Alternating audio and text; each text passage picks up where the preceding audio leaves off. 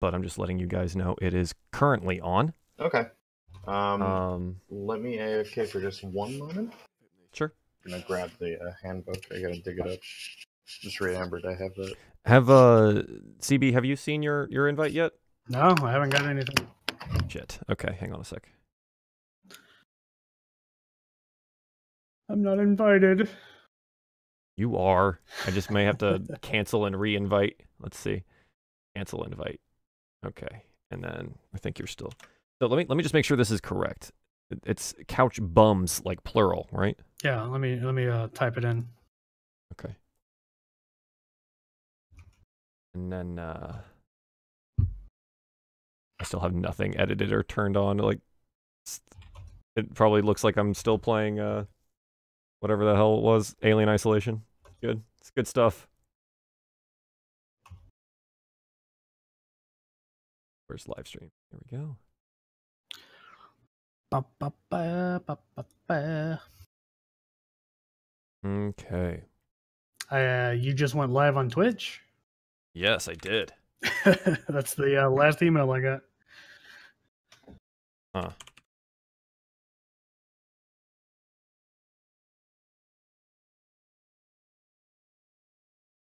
Not in spam. Is it in social? No.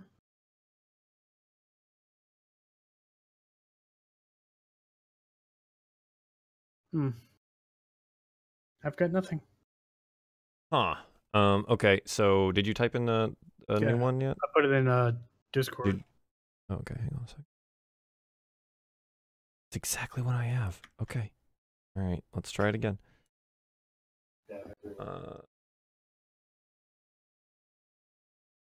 Send invite. Sending. Says you're there. Shows me you have an account, so that's good.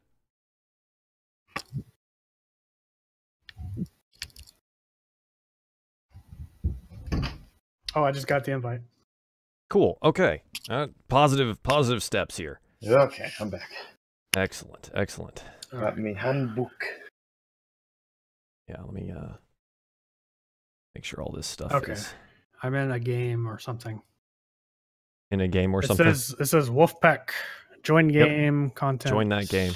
Join game. Join that game. Yep. Join that game. Wow, a lot of pop-ups going on. Yep, there's quite a few. Roll20 wants to use my mic and my camera. No. It's just hit no. It's fine. Spying on me. We have other ways to do that. Yeah.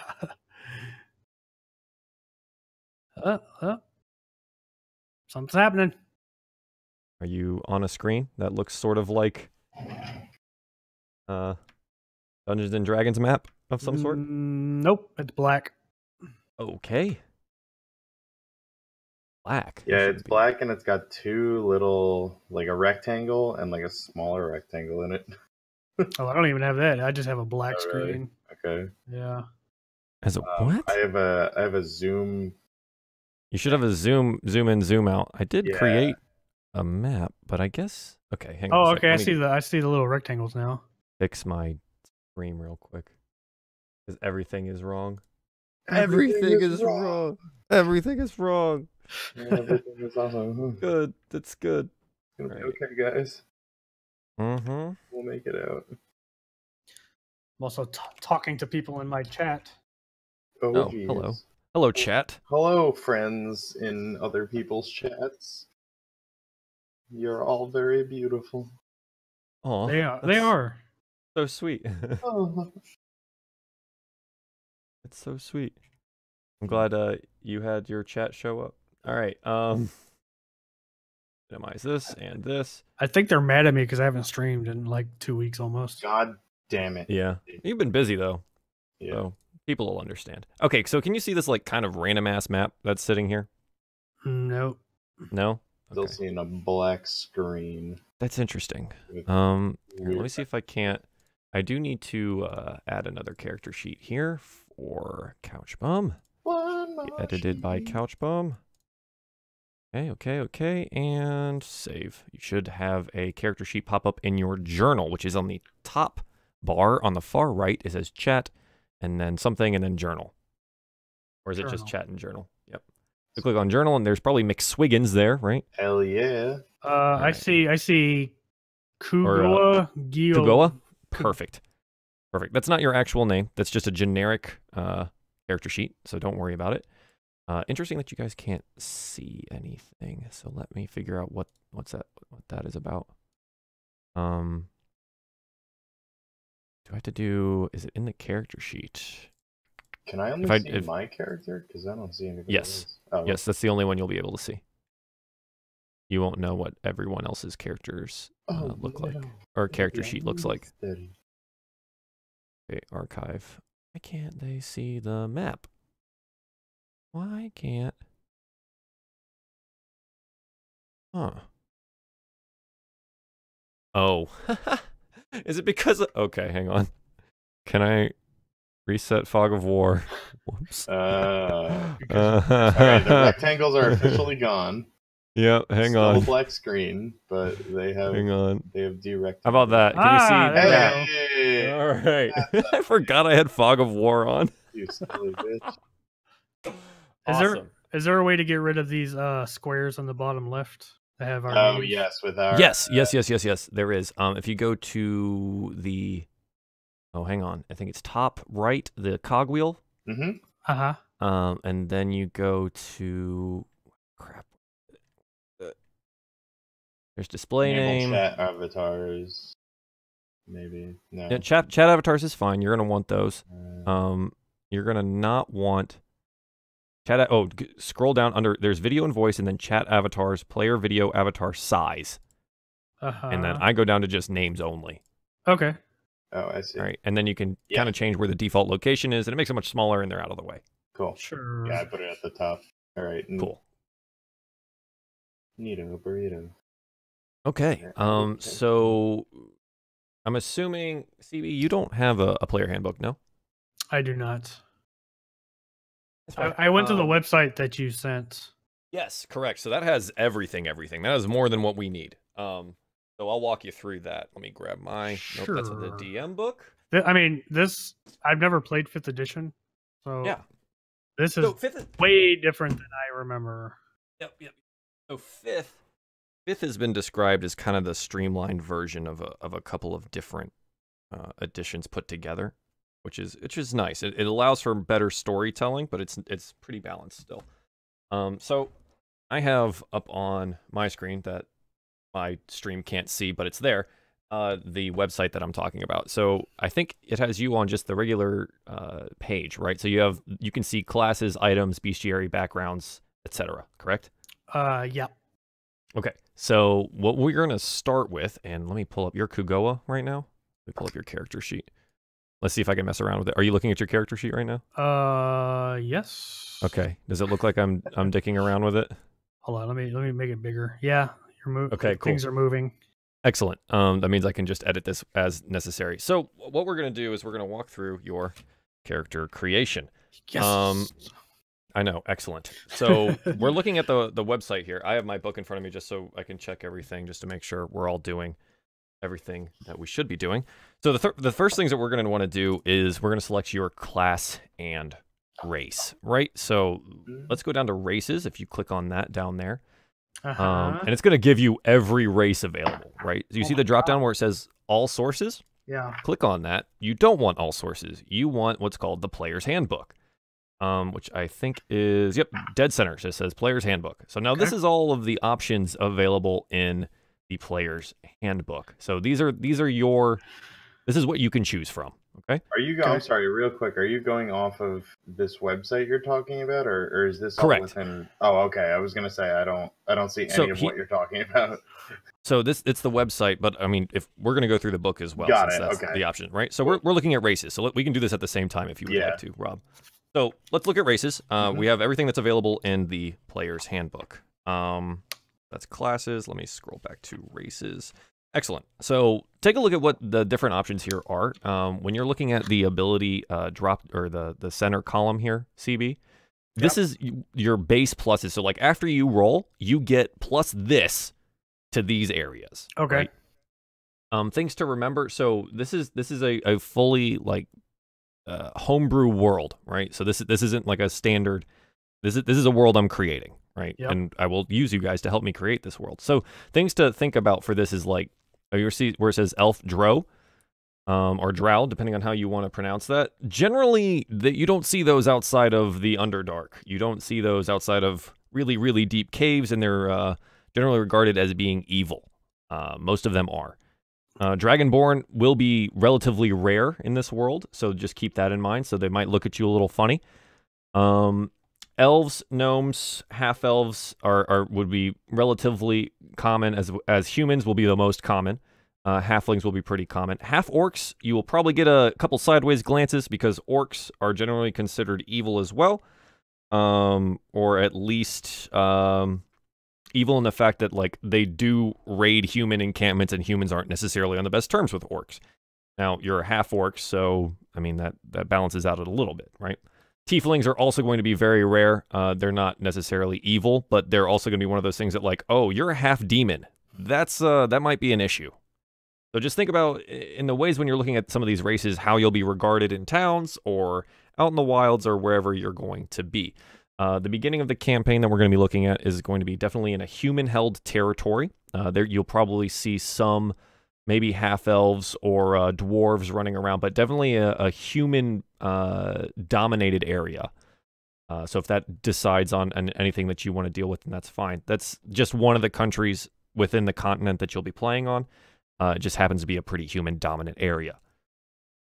So just think about which ones you want to do, or which class, because you can balance out some of these with a class, right? So you're looking at monk, Yep. Which I think is a dex-based class, if I'm remembering correctly.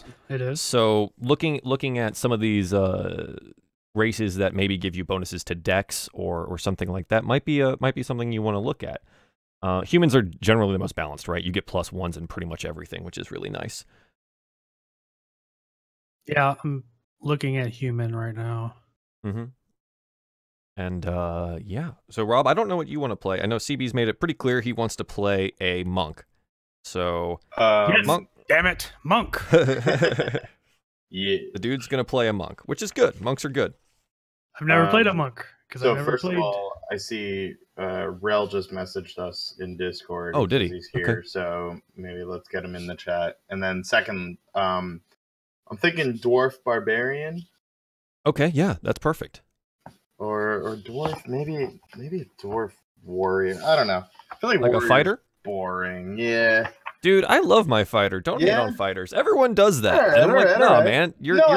I feel like every time I play like Skyrim, I'm always a fucking like, I got a sword, and I'm like, I want to do something different.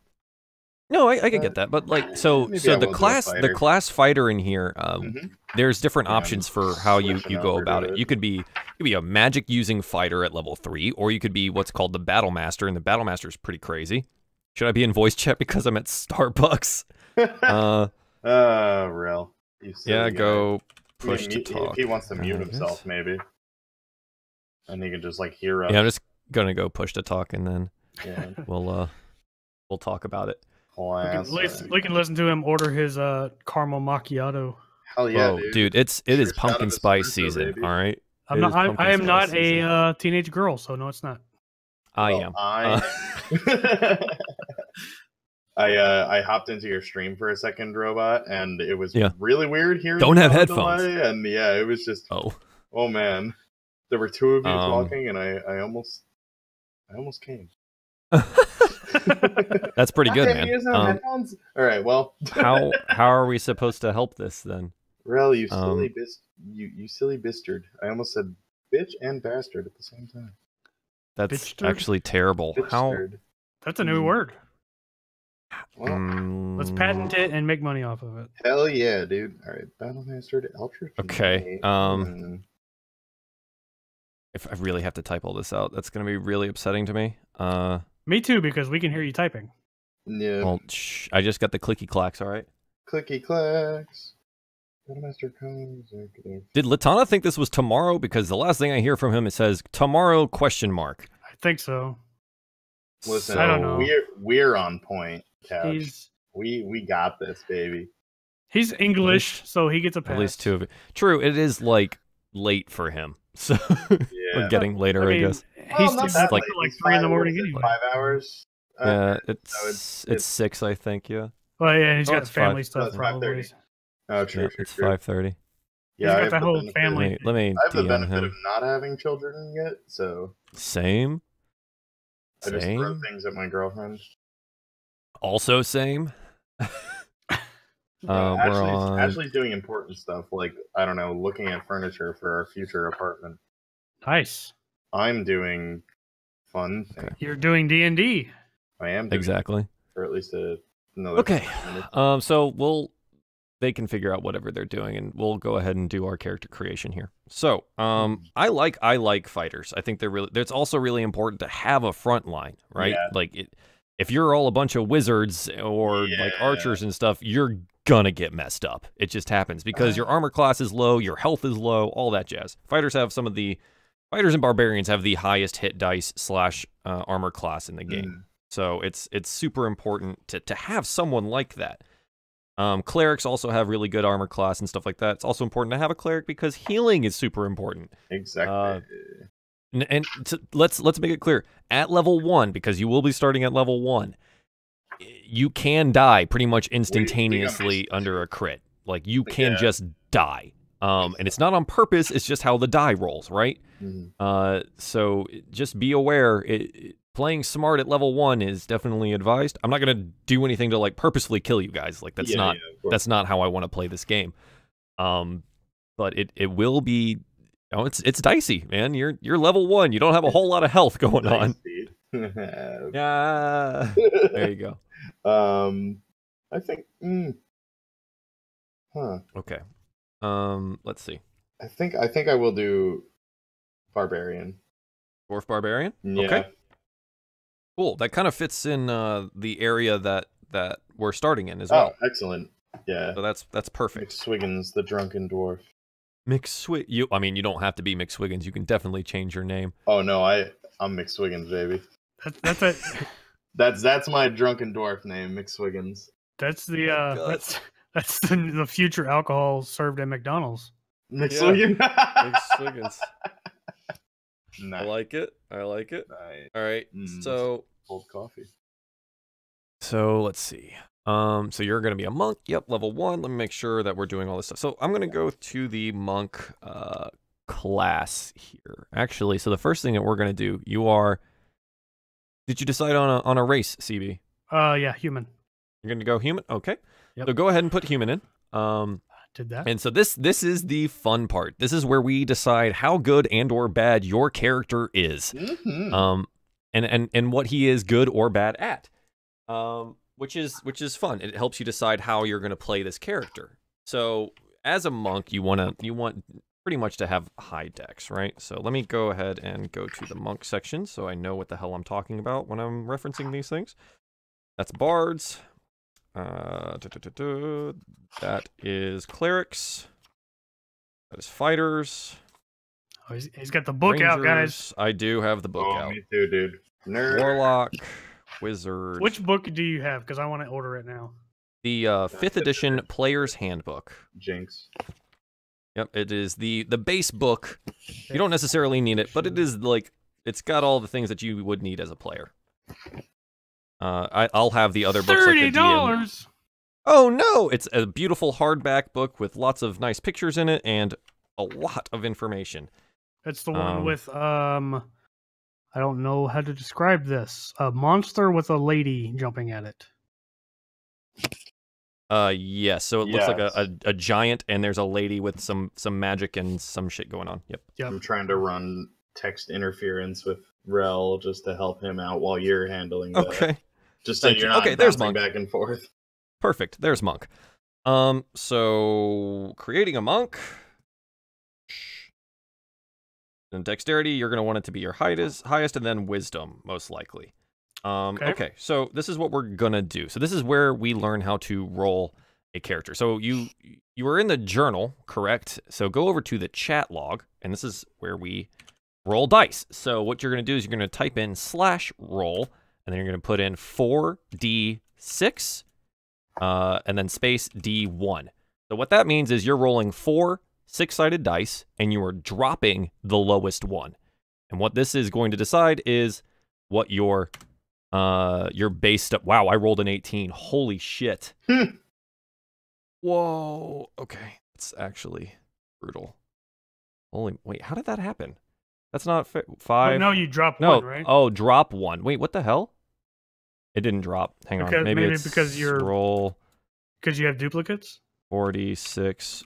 Drop 1. 13. Nope, that still doesn't. Because that's 11, 12. Why is it not dropping? Oh, why the hell is it not dropping? I mean, on both of those, your lowest is like you have 2 that are the same. Yeah, hang on. Why is it not dropping? This is 4d6. I thought it was just d1. Drop space 1? No. Okay, hang on. I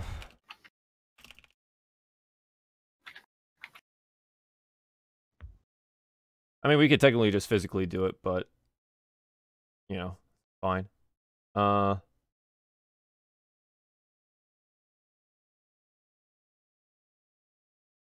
DLN? Hang on. Large number of dice. Either drop a certain number, keep a certain number. And K commands. Okay, so slash roll 4d6. Drop lowest number. DLN.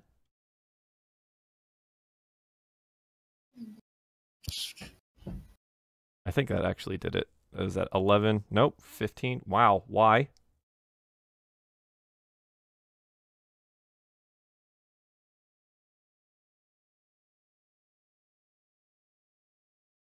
Oh, maybe it's the space. Ha ha ha. 46. Drop 1. There it is. All right. So yeah, it's because I kept putting a space in there. Okay. So we're gonna do this 1, 2, 3, 4, 5, 6 times, and you're just gonna keep track of the numbers that you get. Now I'll write them down over here as well, so we just know what your stats look like. So you do have an option here. You can roll for all of your numbers here, which means you have the potential up to like 18, but you also have relatively low possibilities as well. I find this to be the most interesting way to do things, is to actually just roll for your stats.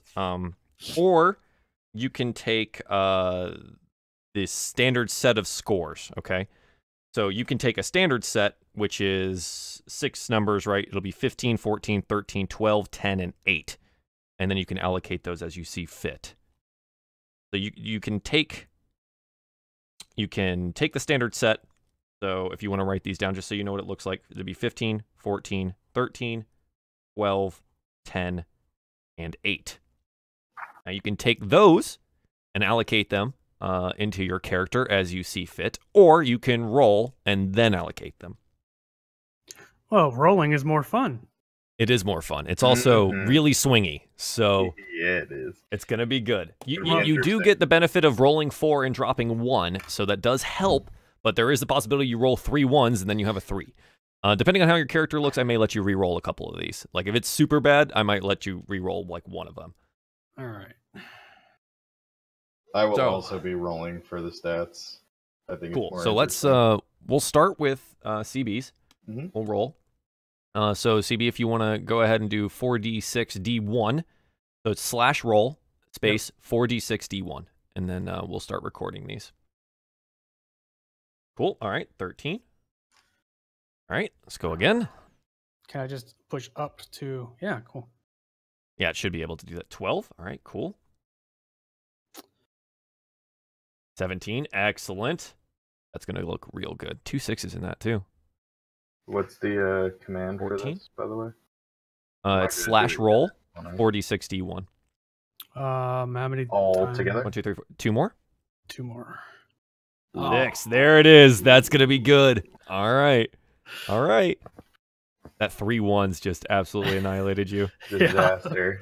Yeah, right, exactly as you said, too. 3 1. 14. Awesome. Okay. Not too bad. This is actually really good. The thing that you're going to have to take a look at is that 6. But the thing is, when you roll something low like that, it helps you decide like how you play your character. Like, let's say you have a 6 intelligence. Well, you can read a little. Well, you can barely read. But just like in real life. Yeah, you can barely read, But and you may be a little slower than most, but depending on how the rest of your stuff plays out, if you're really wise right after that, it means you notice a lot of things. You just might not know what they mean. So, like, let's say you're a monk, right? Maybe you're fresh out of the monastery. Maybe you're just like, okay, for some reason, you're up north in the middle of freaking nowhere. You're fresh out of the monastery, and you've got some experience under your belt in that way. But maybe, like, when you're wandering around outside, you notice things, like, instantaneously. You're like, yeah, that bird did this, but you don't know why. Or you see those footprints, but you don't know what it exactly means. So, ways you could play that kind of around it. Or you can, like, make your constitution really low and then, like, take a lot of damage. Or your charisma. You could be just ugly or not very charismatic. So, just how you see how you want to do that. So the numbers you have are 13, 12, 17, 14, 6, and another 14. This is actually really good. Your spread's actually very nice. So things to think about is there's modifiers for each of these scores, right? So a 16 or a 17 gives you a +3 modifier. And like a 14 gives you, I think, a +2 modifier, right? And 13 is +1, 12 is +1, and then 10 and 11 are like 0. So that's like your basic stuff. A 6 is a -2, so be careful with that. So what we're going to do is now go down your list of strength, dexterity, constitution, intelligence, and wisdom. And where it says 10 in all of those, start changing them to what you want your stats to be. As a monk, again, you want probably your highest to be dexterity and your second highest to be wisdom.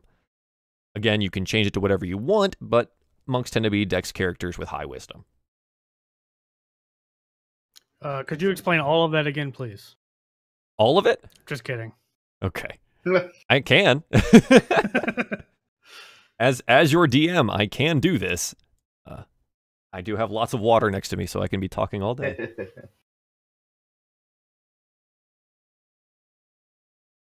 Let me look at my monk thing real quick. Yeah, okay. Yeah. So on that website, or even, and this is something fun to do as well. If you go to Roll20 and you go to the I, it's called the Compendium, and you can just search in there. So I'm just going to type in monk, nice. Wait, and it just says monk. Where's that? It's next to the journal. Yep. So at the top where it says I, click on that, and just type in monk, and it's going to show you monk class, and you're going to click on that, and it basically gives you everything in the text, gives you all of it. It's a little harder to read than the website I sent you, but it's all here. Oh, this is great. Yep. We're going to play a lot of, like, the compendium is amazing. There's a lot of stuff that you can do. I think I'm going to set up all these different, like, little windows for, like, class and character sheet and everything on my second monitor. This is awesome.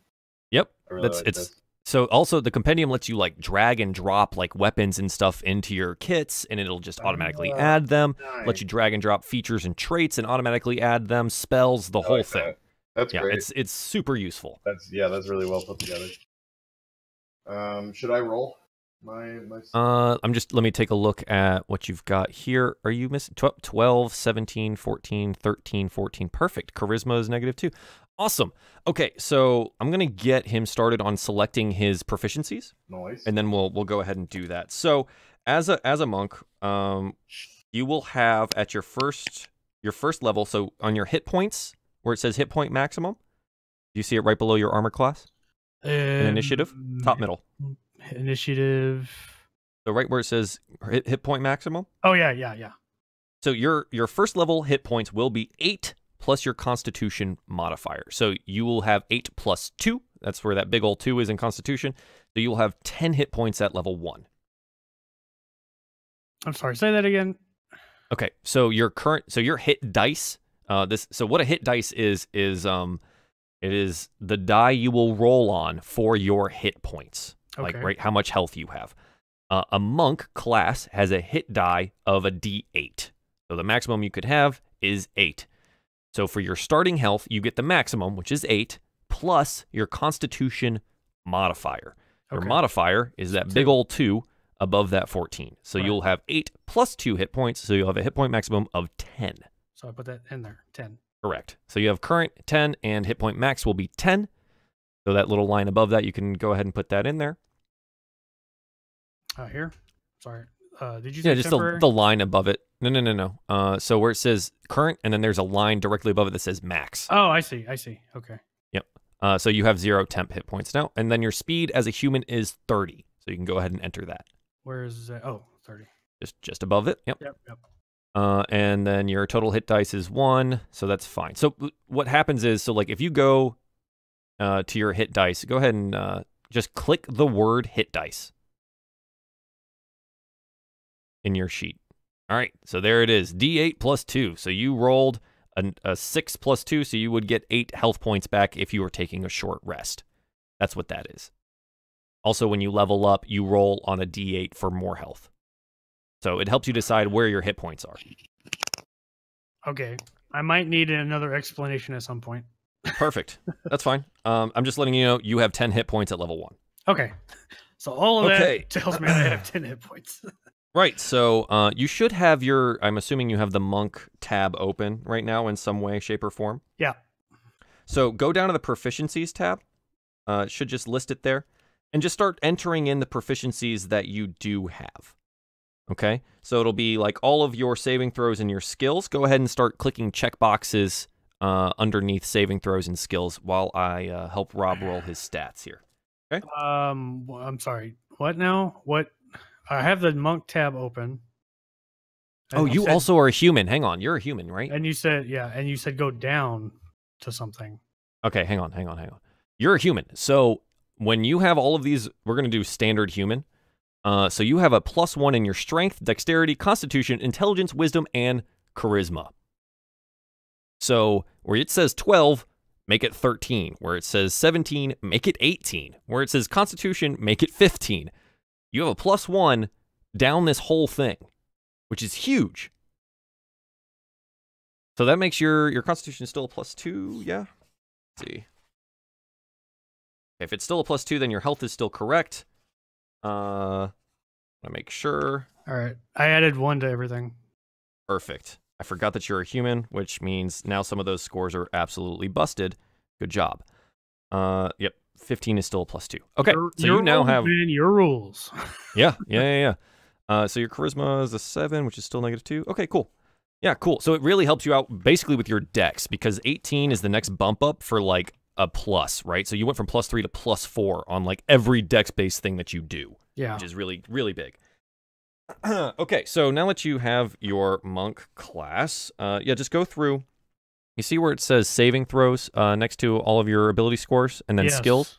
Yes. On the monk class sheet that you're looking at, it should tell you what you're proficient in, right? Monk class sheet on the either the website or in the compendium.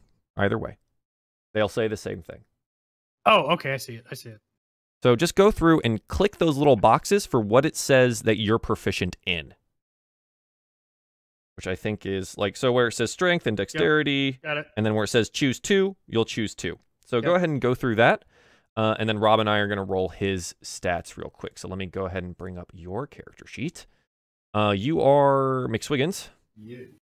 Excellent. All right, so McSwiggins, let's roll. So you can either, you're not going to take the set, so let's go ahead and roll these. 46d1. Oh, that's nice. 16.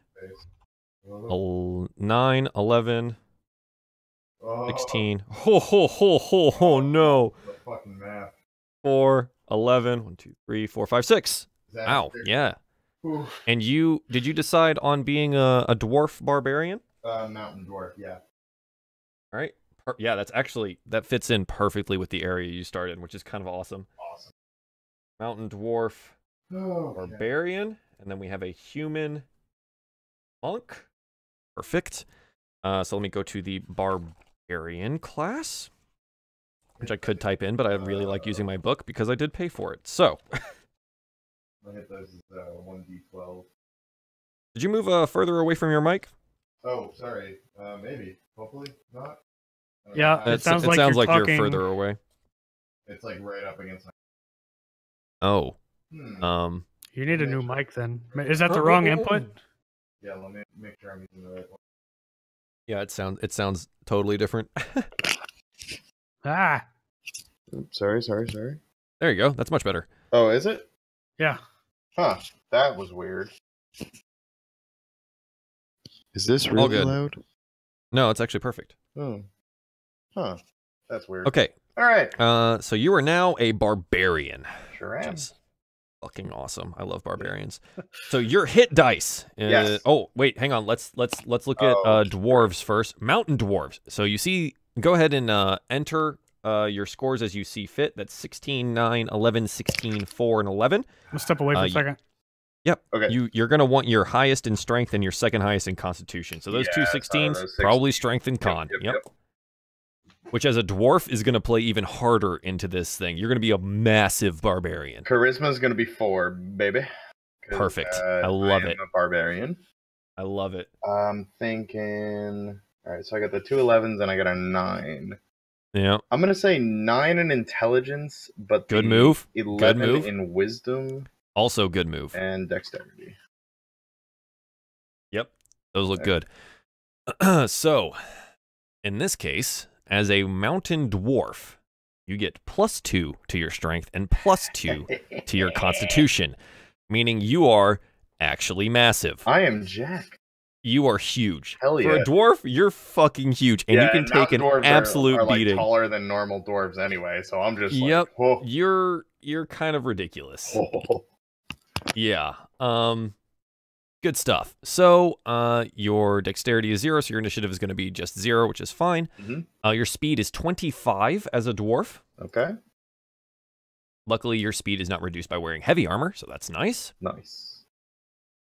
Let me look down through all of the things that you do have. We'll go through the rest of it, but we're just going to play with the ability scores for right now. Yeah. So you will have, your hit dice is 12 plus your constitution modifier of 4. So you have 16 health. Oh my god. Which is so stupid. So I'm going to do 16 there.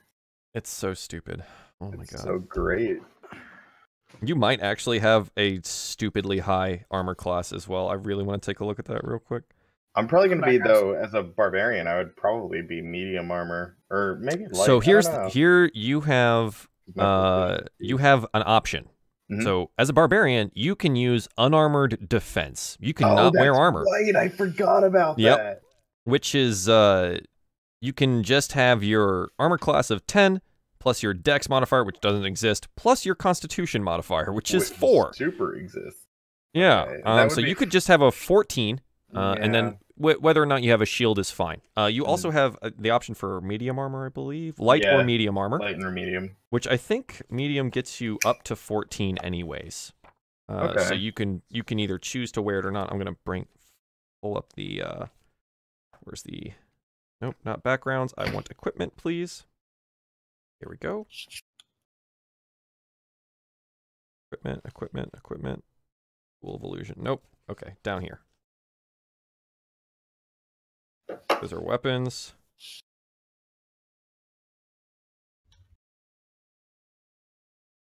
Wow, okay. Too many things. Too many things. Too many things. Why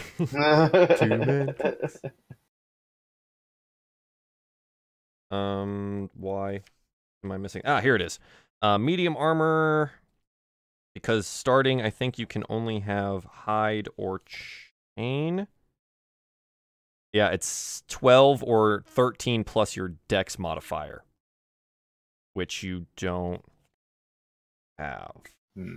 Okay. Yeah, you will start with all of this equipment. Great. It doesn't tell you what armor you can start with. Yeah, I think you're still better off going unarmored defense right now. Okay. So it'll be 14. Yeah, it tells me the starting equipment for weaponry. It doesn't tell me for armor. Yeah, it doesn't say armor. So I think in your case, you probably the most armor you'd have as a barbarian just showing up is probably just hide armor, right? Yeah, that's what I would guess. So you would have 12 plus dex, which is 0. So you're probably better off just on armored. Going bare chested. So then I'll do unarmored. So your armor class will be 14. Nice. It's pretty good. Should I record unarmored defense somewhere on here? Yeah. So things that we can do for this, where it says features and traits. Let's see if this works. It should work now. They just did a huge update for some of this stuff in the compendium. Go unarmored. Oh, that's unarmored movement. No results found, but you can still be able to add this. Yeah, okay, so if you hit, you probably see where I've done something on your sheet. Ooh, and it's gone now. Did you click on it? Oh, I'm sorry, I clicked that. It's all right. Okay, so what you're going to do is just where it says that plus, and then you go unarmored defense, and then you'll just show where it is, so it's a class thing. So, yep. Oh, you're going to type in unarmored defense, source, you'll click it, and it'll be a drop down class, and then it'll be Barbarian. So the source type is Barbarian, first level. And then you can just basically copy and paste from either the website I have in there, or if you see it in the book, just be like, oh yeah, it means that your AC equals 10 plus Dex plus Con. Okay. There you go. And then I think if you click on it, good. Nope, it's not going to let me do it. It's not doing anything. There it is. So if you just kind of tells me that this is what you have. So if you see where the little bubble pops up top right of it? Yeah. Okay. Aha! So it just says, oh, I'm like, oh, how did you get that AC? And it'd be like unarmored defense. Nice. So that's just how that works. So you have 16 AC. So go ahead and go down your proficiencies and select 14? 14, excuse me. I read your current hit points for some reason. Yeah. So go ahead and go down through your proficiencies that you have for like saving throws and skills, and then we'll come back to Couch Bum. Should that be in tool proficiencies or other? No. So I'm talking about your skills and saving throw proficiencies that you get for being a barbarian. Right. Okay. I believe you also get some proficiencies. Those? Yeah. Where should I list? They're check marks. So where you see says skills and saving throws, if you just check the box next to them, it adds your proficiency bonus. Why am I not seeing these? Oh. See the little boxes next to acrobatics and animal handling and all that jazz? Yep. The big giant window that I keep. Yep. Those things. Okay. Yeah, so go ahead and select those, and we'll come back to Couch Bum here. Desden, the monk. Okay, so you have selected your strength and dexterity as your saving throws, acrobatics, and insight. Nice, I like that. Yes, I did. Okay, so as a human, if you go down to other proficiencies in language, bottom left corner. Okay. Hit the plus button. Hold on one sec. Plus. Okay. So you can speak and write common. Perfect. You also get one extra language of your choice. So I think if we go to compendium here and just type in language, comprehend languages, items, nope. Okay, so it's not going to let me know what the languages are. I could remember them off the top of my head, but I don't want to be wrong. Oh, hang on. You're supposed to be the master. Ha ha ha ha. Ah. Okay, chapter 4 gives me the languages. Yes, I'm the master that's also mastering for the first time, so don't hate me. Huzzah!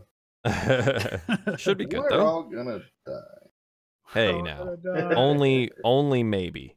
Only maybe. Only don't be bad at the game. How about that? True. How about all that? Do you want me to list my... I can't remember if I asked this. I did my saving throws and skills. Do you want me to start listing the armor proficiencies as well? And like the... Sure, yeah, you can add those down in other proficiencies in language. Okay, cool. Go.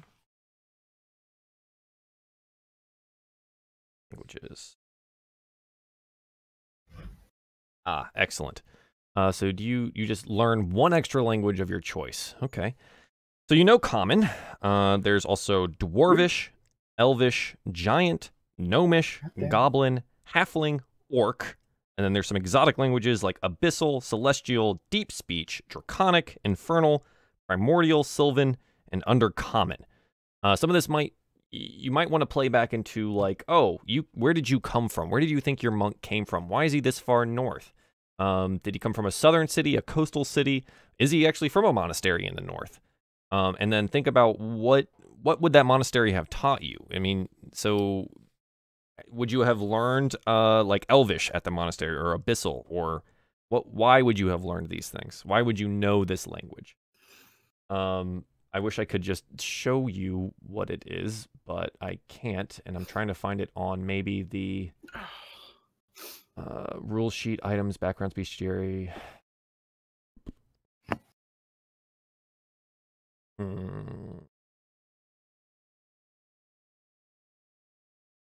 Nope, I'm not seeing player options. Maybe classes. Nope, it is definitely not. Languages. Okay, cool. So you know the website? Yeah, rules and then languages. So those, you can pick one more of those. So I get common, right? You get common, correct. Do I type that in? Yeah. Go ahead and put it under other proficiencies and languages. Okay. Yep, there you go. Okay. Let me think about this for a second. Yeah, no worries. And again, like play into it as you might a character, you know. Yep. See if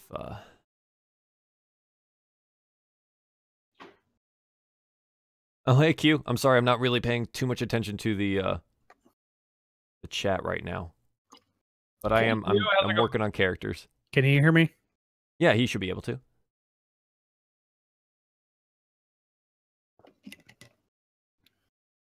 Making sure everything's up and running.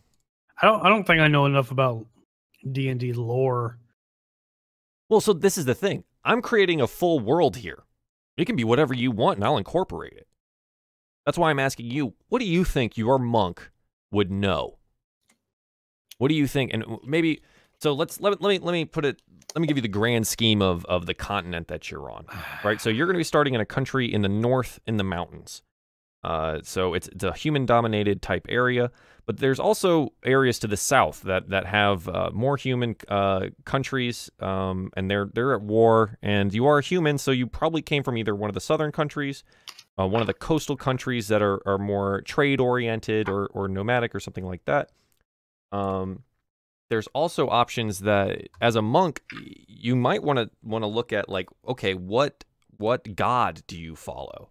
So we'll use the traditional religions, I think, is my plan here, because they're easier to follow. I have an idea of what I want.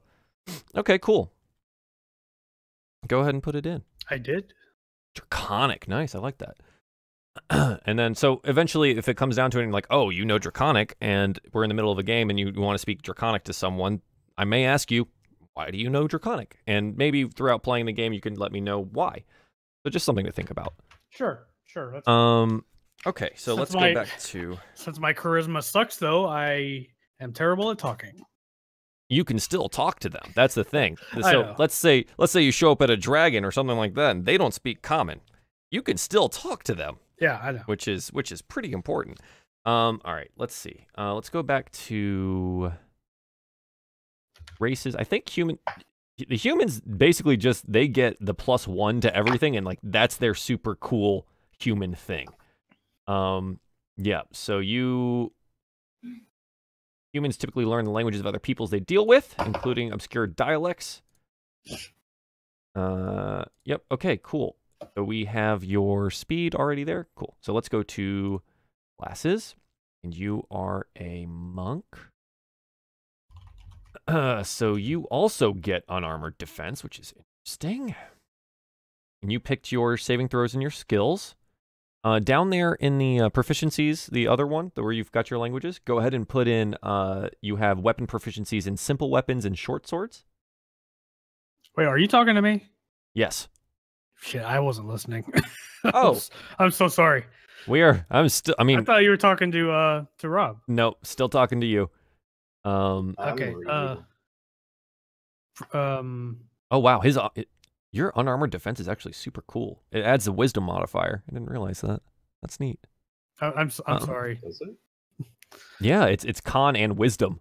Oh. Or dexterity and wisdom. Sorry. Like that's super cool. Neat. I wish I had those. You said short right? swords? So yeah, you have if you're in your class area, you have weapon proficiency in simple weapons and short swords. Okay, one sec. Bring that back up. Mm-hmm. Proficiencies, simple weapons. Okay. Yep. Whoops. Simple. I don't know what constitutes simple. No, I'll tell you. It's part of the equipment that we'll go through in a little bit. There's different classifications of weapons. There's finesse, heavy, light, loading, range, and then like simple weapons tend to be clubs, daggers, great clubs, hand axes, etc. But for you, I mean, you could totally go the unarmed strike route as well and not even use weapons. Yeah, I was reading somewhere that said that I can just have some money and I can just buy equipment instead. For starting equipment. Alternatively, you may start with 5d4 gold and buy your own equipment.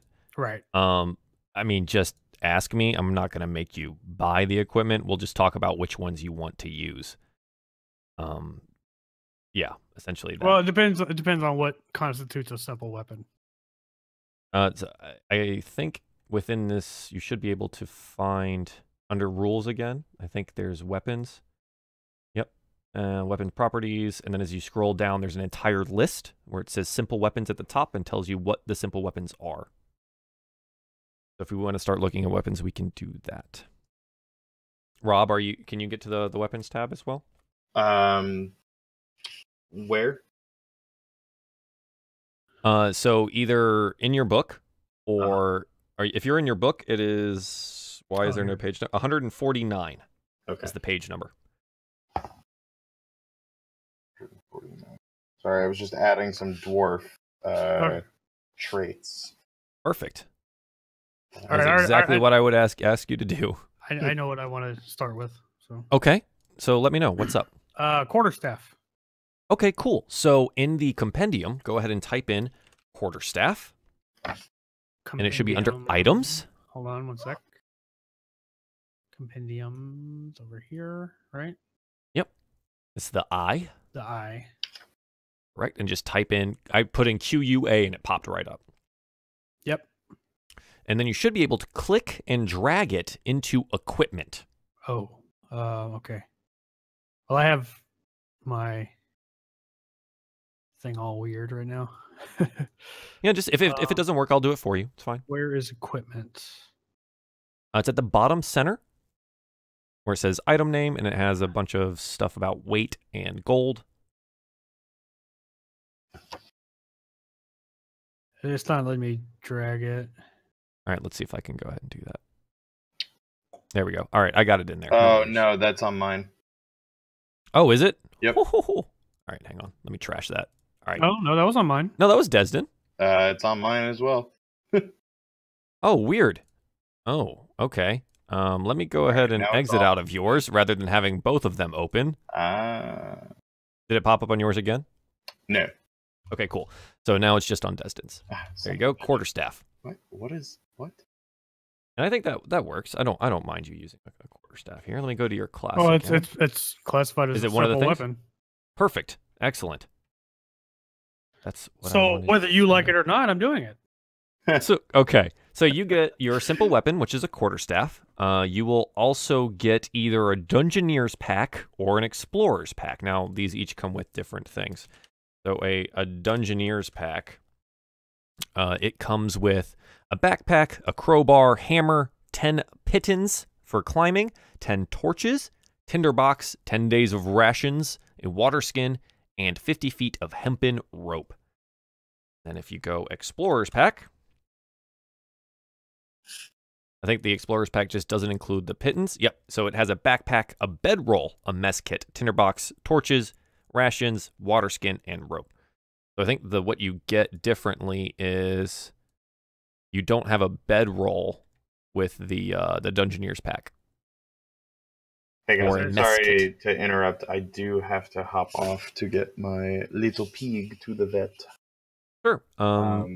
Yeah, good luck. Unfortunately, this is the only time I could get an appointment today. That's fine. Let me know if you want to do this a little bit later. I might. Yeah, totally. I probably won't stream it, but we can definitely. Yeah, hopefully it won't be too long. I'll definitely be back later. Okay. Yeah, I'll hit you up. All right. Bye, friends. Talk to you later. Later, dude. Man. So those are the two pack options. If you click on those in the compendium, it'll let you know what's in there. What is it now? A pack? So you just type in pack and it probably should show up. So if I type in pack, you have the option of Dungeoneer and Explorer. Hold on, this messed up.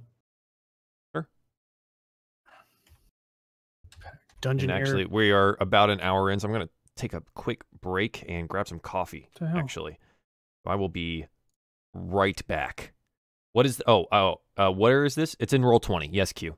Definitely in Roll20. And we'll go through some more of this as soon as I get back. I'm going to go pee. Whew.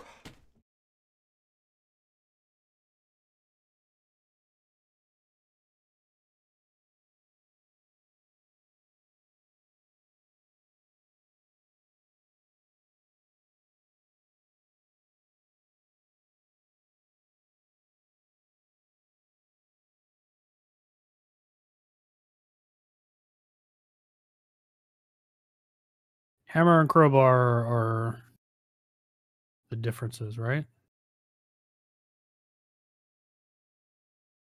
Backpack, bedroll, mess kit.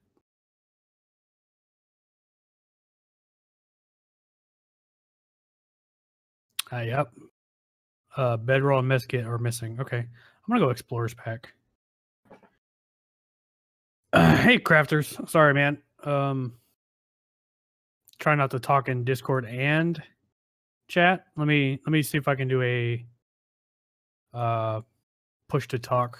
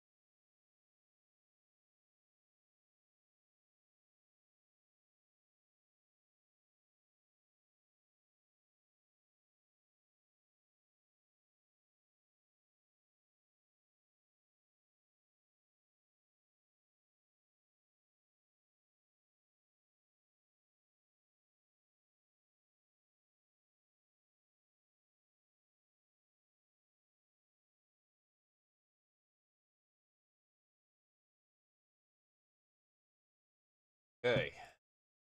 Hello. I didn't realize apparently Latana had DM'd me as well and was having trouble getting on, so I'm going to try to fix that too.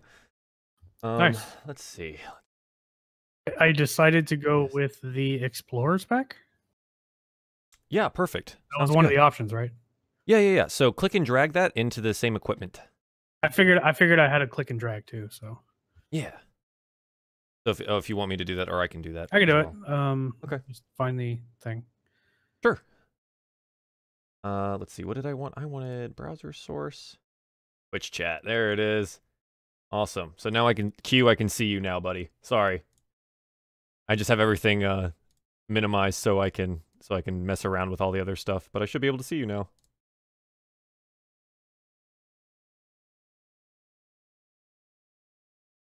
Oop. Source overlay.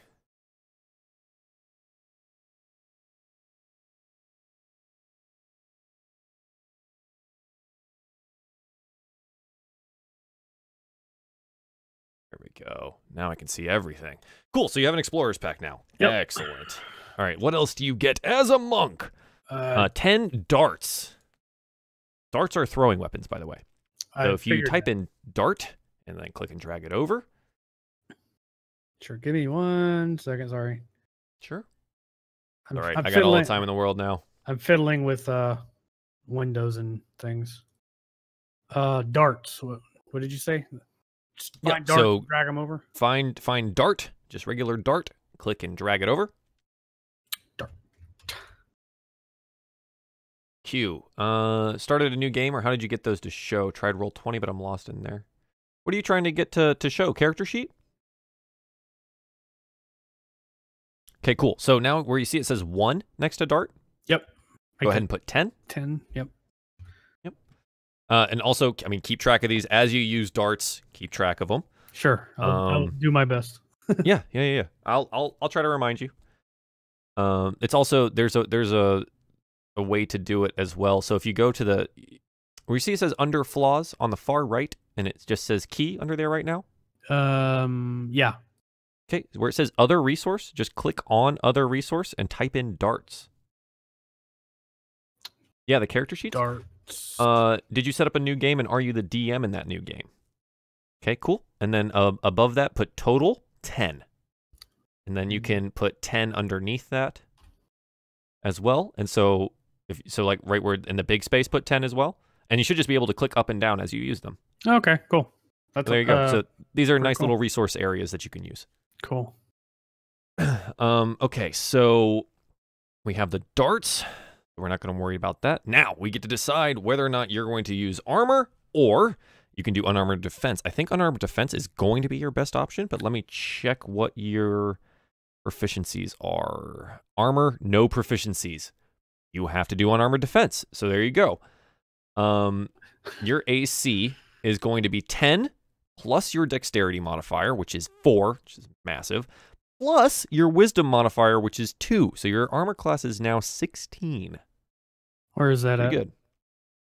Your friend is the DM trying to learn Roll20, so he makes the game. We go from there. Yeah. So what he is going to do is he's going to create character sheets, and then he has to assign them to you. It's going to be in the edit portion of the character sheets, and it should say, oh, what players can see this? What players can edit this? And then he can select your name. Yep, so you should have armor class 16 at the top next to initiative, where it says armor class. Oh, yeah, okay. Yep. Cool. Perfect. All right, so you have that. So now you practice martial arts, which is awesome. Oh, wait. You practice the martial arts give you mastery of combat styles that use unarmored strikes and monk weapons, which are short swords and any simple melee weapons that don't have the two-handed or heavy property. Oh, no. Okay. Does that mean I have to take away my thing?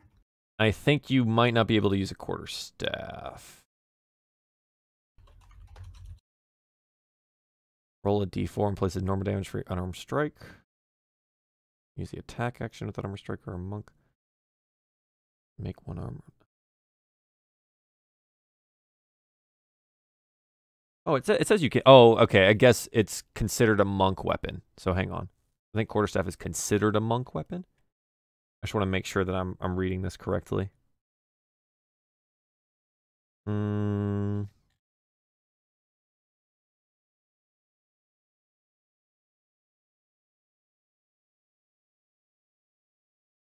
Let's go to weapons. Control F monk. Oops. Nope. Okay, not in there, but that's fine. I think you should be fine. Like I don't see a reason why you shouldn't be able to use this. I'm gonna be honest. I want to make sure that we're within the rules. Yeah, no, I mean I'm the DM. Sure, but the rules are written in a book, so. Yeah, that's the thing. The benefit of 5e is this isn't law. Like the ability to create a whole world around this and then be able to add things and change things as I see fit is up to me. And I think it makes sense that you should be able to use a quarterstaff, and we'll just use it as 1d6 damage. That makes sense to me. 1d6 plus 1. Yeah, it's it's a monk weapon though, so we can call it. If you use a monk weapon, you can use dexterity instead of strength for the attack and damage rolls. So, where it says quarterstaff, and the little cogwheel pops up as you highlight it, go ahead and click that. Where it says quarterstaff? Yep, under attacks and spellcasting, dead center of your page. Which page am I looking at? Character sheet. Quarterstaff. Here. So where you see the cogwheel, there it is. All right, now it's open. So the attack, where it says strength, click that and find dexterity. Yep. Perfect. And then I think that's the only thing that will... Okay, so instead of 1d6 plus strength, it'll be 1d6 plus dex. There you go. Description... Okay, yeah, that's fine. And then just go ahead and hit the cogwheel again. Perfect. So 1d6 plus 4, because that's your dex. And then go ahead and click the word quarterstaff.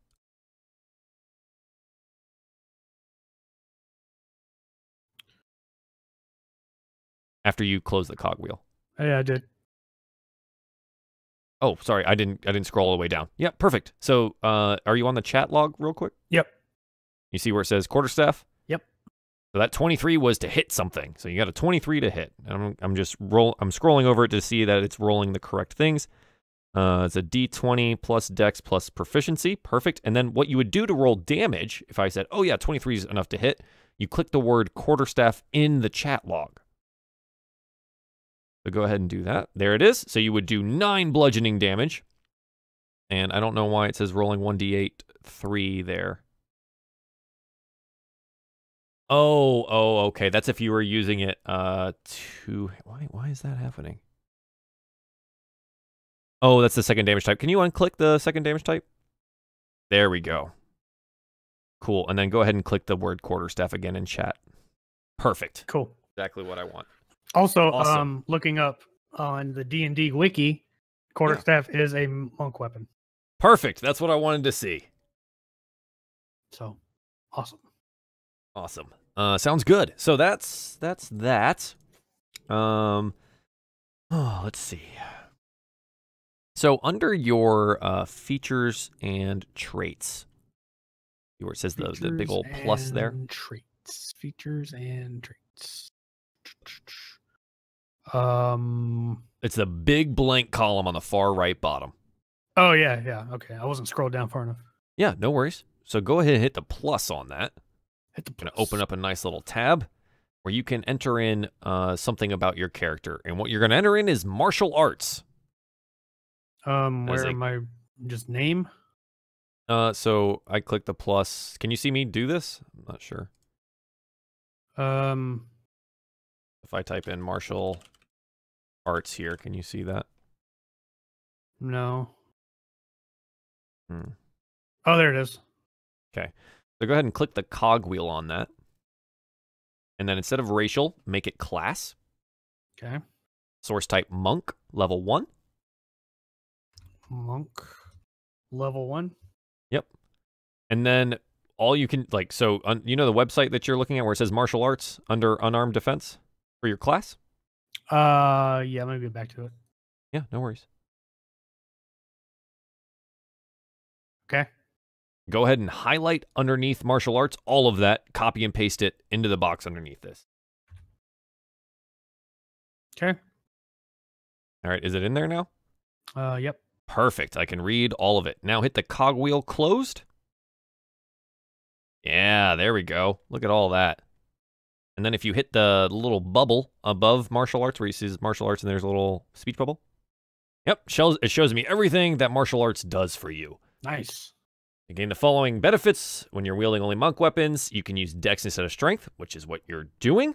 You can roll a D4 in place of normal damage of your unarmed strike or monk weapons, which you don't need to do because you do more damage with the monk weapon. When you use the attack action with an unarmed strike or a monk weapon on your turn, you can make one unarmed strike as a bonus action. Oh, you get that at level 1. That's super nice. So sorry, I have a question. Yeah. Is it too late to swap up my attributes? What would you want to change? I just want to swap strength and charisma. No, you could do that. You sure? Yeah, go for it. Okay. Because you get the +1 to everything, so I'm not worried about math, and I have all your numbers written down, so that's fine. Okay. Go ahead. Perfect. Because you're super dex oriented. Doesn't matter if you're strong. That makes sense. Right. I like that. Thanks, man. Yeah, no worries. Okay, so as we go down here, we're reading through martial arts. When you make an attack action, so your normal action, you can do certain things. The most basic one is you use your action to hit something, right? Mm-hmm. So when you make an attack action with your weapon or an unarmed strike, you get a bonus action to make another unarmed strike. That's pretty cool. So we can make an unarmed strike as a bonus action, assuming you haven't already taken a bonus action this turn. Cool. So can we go through that step by step? What is it just attack action is just any kind of attack? So with an unarmed strike or a monk weapon. Right. So in general, let's say you ran up to something, you used your 30 speed and you got in range of an enemy. Then you would make an attack. So you would click quarterstaff. Mm-hmm. So go ahead and click it. We're just going to go through the whole thing here. Where do I click it? Under attacks and spellcasting, go ahead and click quarterstaff. This when you click on your character page, it's like you're making the attack. We're seeing if you hit something. Attacks and I clicked the wrong one. Okay. There it is. So it's a 9. More than likely you wouldn't have hit anything, but let's just say you did. All right. You hit something with your quarterstaff. So go ahead and click quarterstaff in the chat. So you do 7 bludgeoning damage. Excellent. Now, because you made an attack with your action, you now have an option to use your bonus action, which is kind of like a sub-tier action. It's not as strong, right? It's generally reserved for weaker things, but you can roll 1d4 as an unarmed strike. And so for this, I think I'm going to go ahead and add this in here. So let me mess with your sheet real quick. Sure. Unarmed strike. I believe unarmed strike. Practice martial arts. You can roll. I'm trying to see how unarmed strike works. It should be your dex proficiency. That damage is 1d4 plus dex. Go ahead and close that. Oh, whoops. I just misspelled it. Armed strike. So I'll have to read to make sure I have unarmed strike correct. But then, so as a bonus action, you would click unarmed strike. You can make it against the same creature or a different creature or whatever. So let's go here, and I think it's under.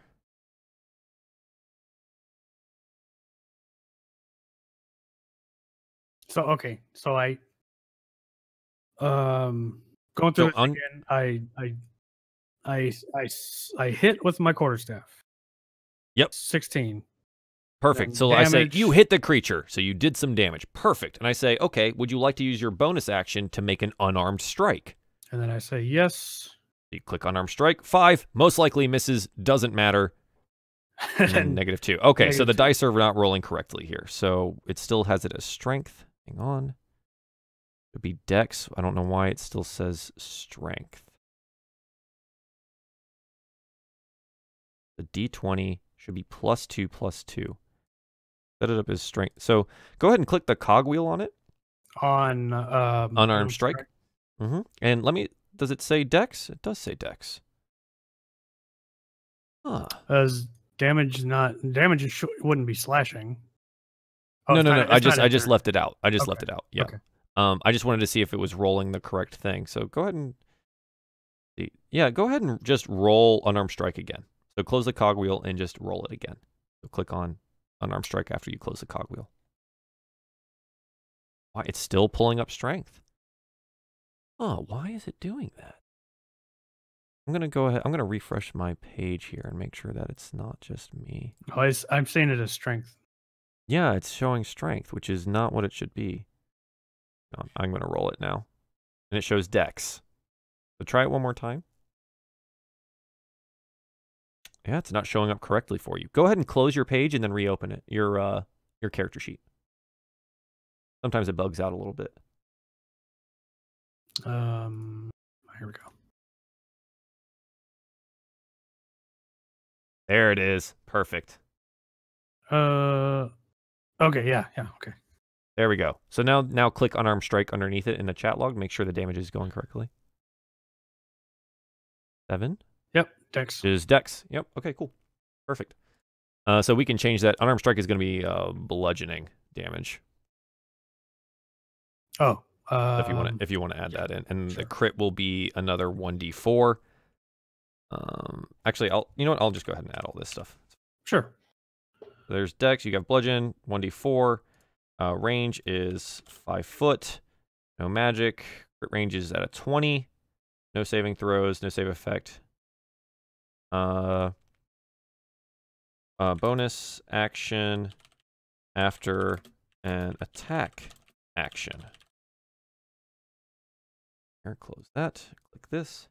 Yep, there we go. Cool. So it's a 5 foot range, bonus action after an attack action, and it is running on dex now. Perfect. So okay, so should we add, well, I guess it's not necessary, but that bonus action description that you added. Yep.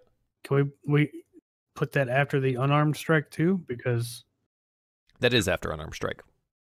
Oh, it is. Okay, never mind. Yep. You're right. Never mind. I just put it at the bottom there. Yep.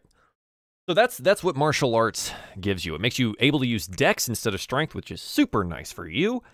And you have a 1d4 plus your dex, right? Damage to 1 plus strength. Oh, hang on. Most creatures have 5-foot reach. You can use an unarmed strike. On hit, unarmed strike deals bludgeoning damage, which is 4 in place of unarmed strike. Yep, okay. You are proficient with your unarmed strikes. Ooh. Okay, good. It does say that. All right. I would cool. hope so. Okay, cool. So you're pretty close to set up mechanically here. Let me go back to your class and make sure that we have everything.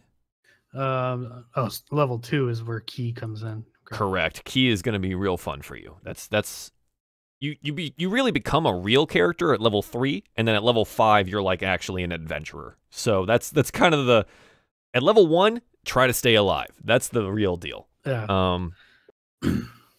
But I mean, you guys should be fine. I don't expect anyone to. I mean, again, unless it's like a lucky crit on my side, I don't see this going poorly for you guys, to be honest. Wait, what did I roll for my things? Because this looks wrong for some reason. Your base numbers were 13, 12, 17, 14, 6, and 14. But remember, you have a +1 on all of them. I'm sorry, can you go through those again? Let me write those down. Yep, 13, 12, 17, 14, 6, and 14. 6, 14. Right, +1. +1. Okay, never mind. What's up, Duzen? How you doing, bud? I was looking at the wrong thing. Sorry. Yeah, no worries. Okay, cool. So that kind of sets up all the mechanics I think that you're going to have here. Let me take a look at...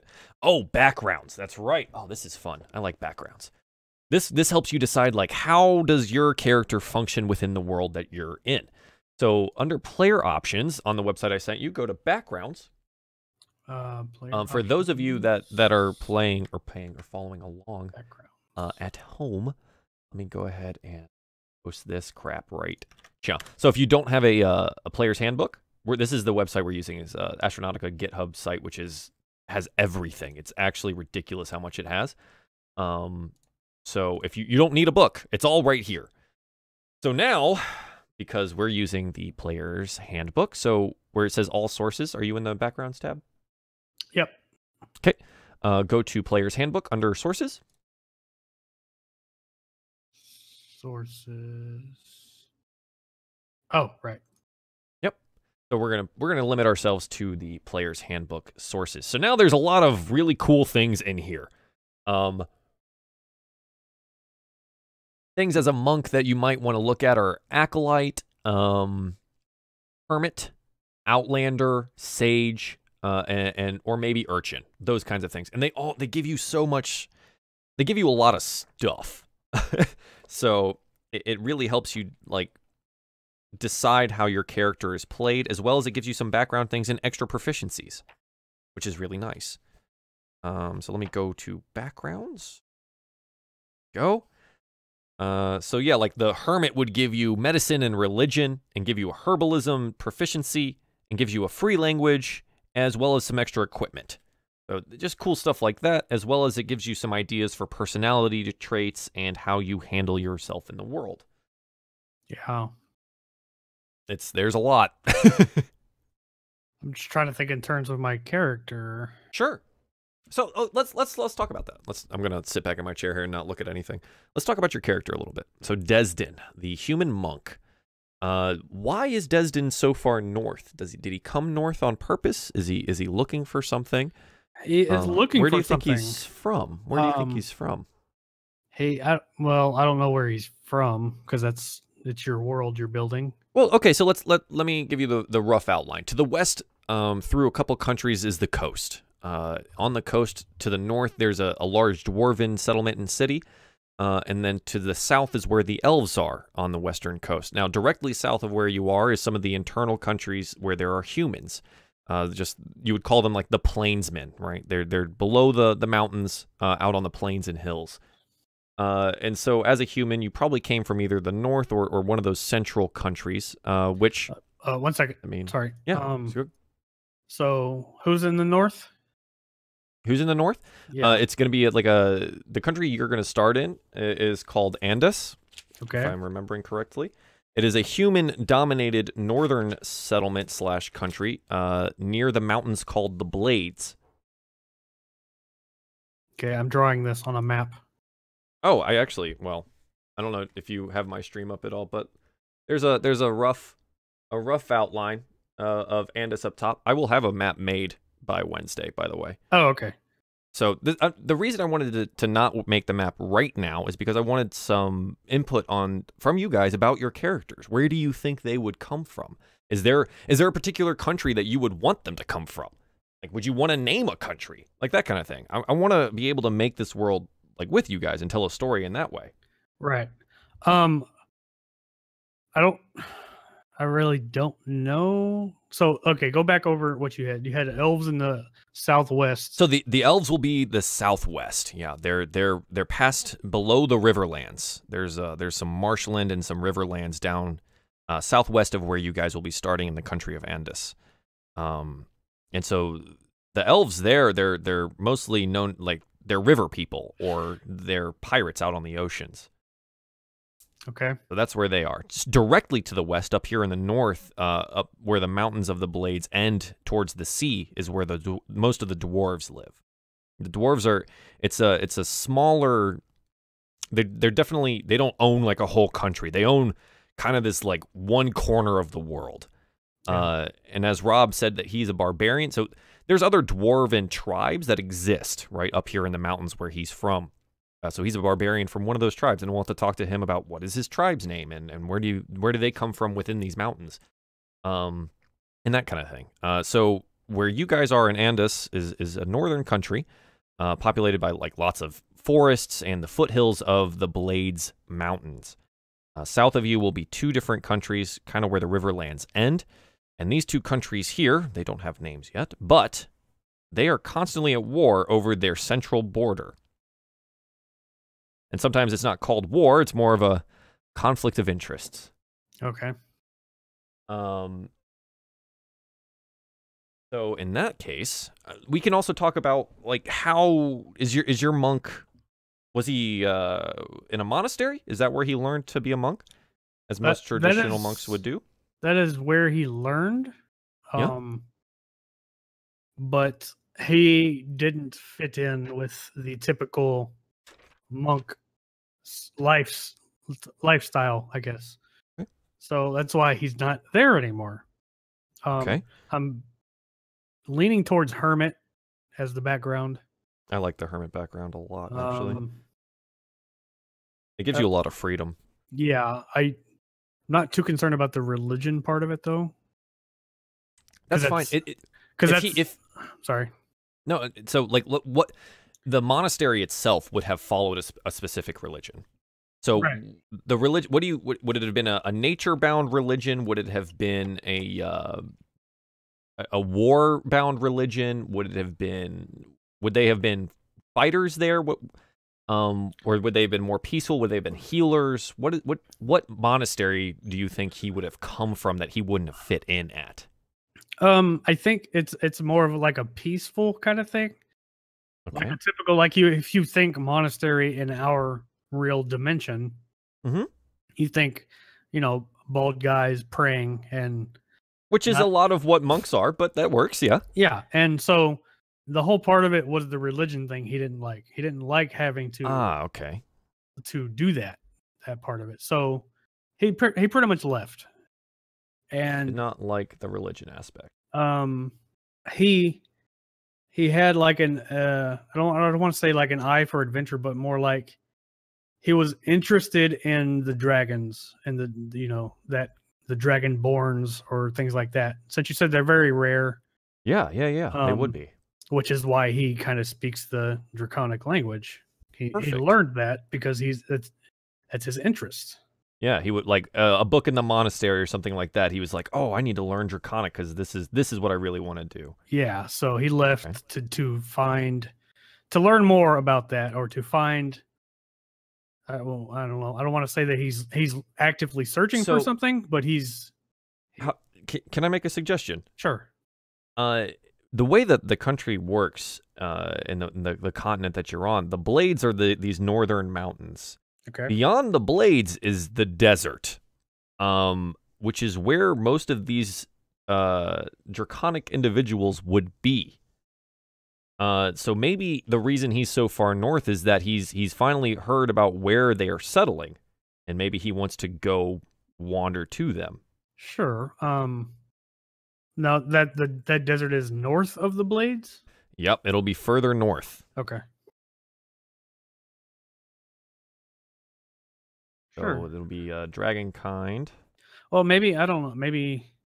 I mean, it doesn't even have to be north. Well, I'm just thinking he doesn't know what he's looking for. Like he's not actively searching for something. He just wants to learn about it. So he's more of a wanderer. Yeah. Okay, that's fine. Wanderer wasn't a choice in background, so that's the first thing I looked for too. I feel like it's not. It should be. If it's not, then we can definitely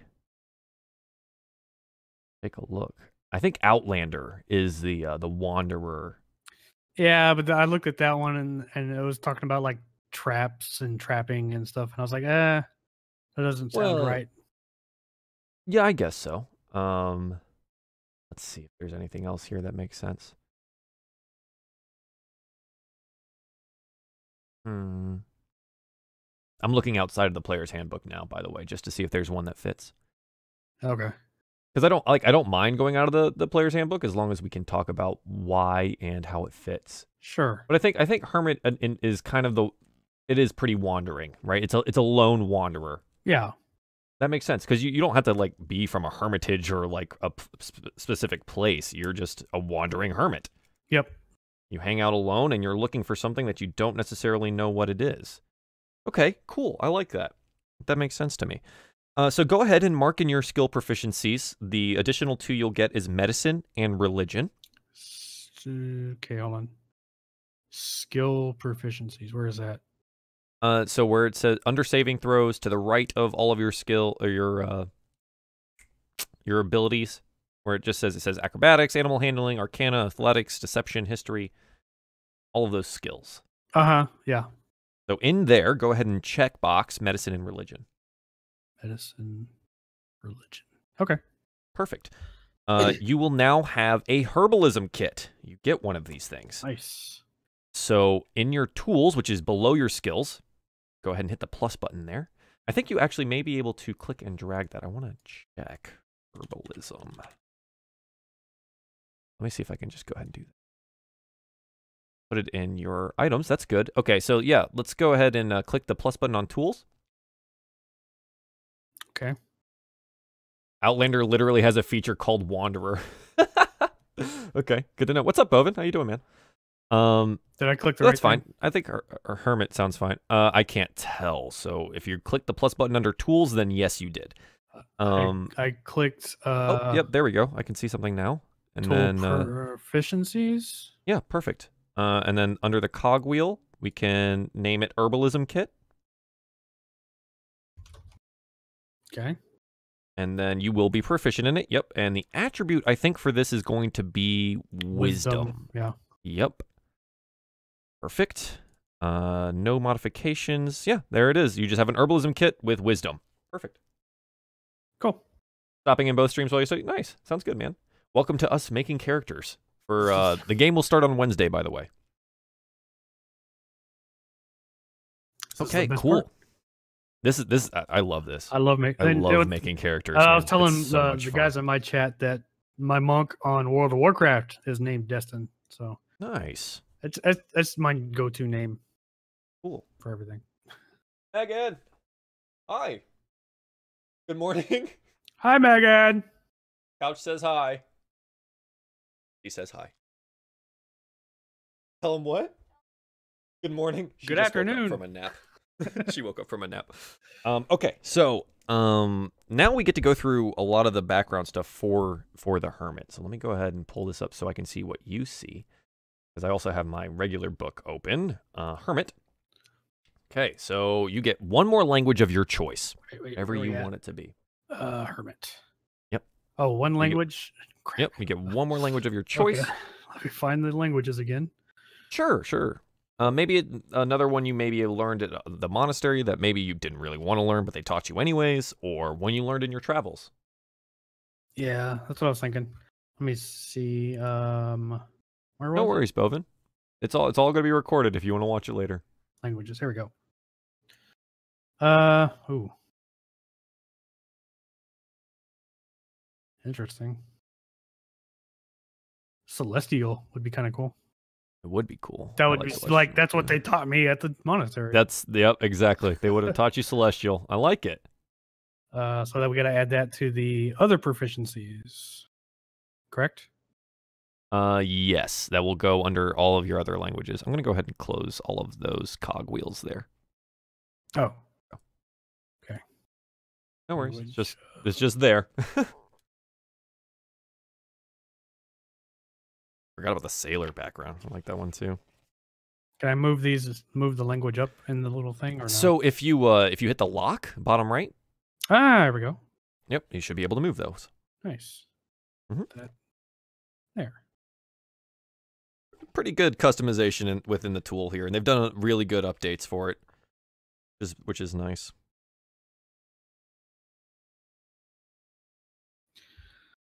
This is like really, I like how they did this. It's really easy to use with the compendium involved too. Like the drag and drop feature is immense. I love it. That's really cool. Okay, so let's talk about your hermit. Sure. So you also get a scroll case stuffed full of notes from your studies or prayers. Okay. So let's see if this pops up. Map or scroll case. Go. So all of that scroll case in there has your notes on maybe things where as you've been traveling, you've been taking notes. Oh, you get a winter blanket, which is going to be nice out here in the mountains. Where are you seeing results? Stuff? Under hermit in the backgrounds choices. Oh, I see. Okay. There's scroll case, winter blanket. Yeah, winter blanket. That probably weighs, let's call it a pound. It's fine. I'm not really worried about total weight stuff unless it gets really out of hand. A set of common clothes, an herbalism kit, which you have, and 5 GP. So let's go ahead and give you 5 gold. And let's give you your common clothes. Nice. Perfect. There you go. And that is all of those things. I'm gonna rearrange these. Yeah, go for it. Because I like standardization. Yeah, man. I'm just adding all this stuff. You get to mess with it how you see fit. I was hoping Latana would actually be able to jump on here, so. There we go. But you and Lit still need to pick classes? I'm DMing. I'm not picking a class, Rel. Looking at Warlock, but you won't be without a class that can deal with traps. Who's saying what? Any... Oh, Rel. I'm talking to Rel. Yeah, because any class with Wisdom or Int should be fine. Traps.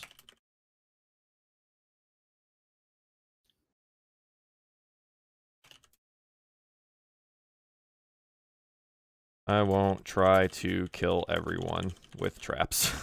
There we go.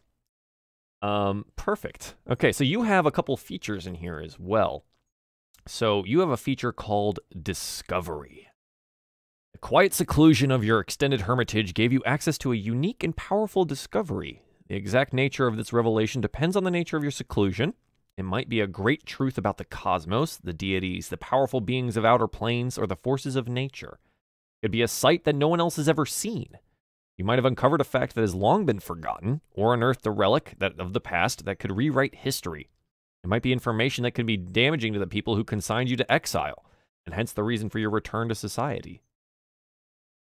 So something to think about. You have something, you have some bit of knowledge or a thing that may be damaging to the public's knowledge at large, or just be a life-changing type thing. Sure. I'm thinking something to do with the Dragonborn. Sure. So how does Dragonborn work in D&D?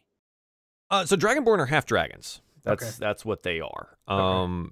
They're a playable class that is a half dragons. Some dragons can change their shape, and so maybe they ended up creating this whole race of half dragons. Much like how Zeus had sex with everything, maybe dragons do that too. Okay.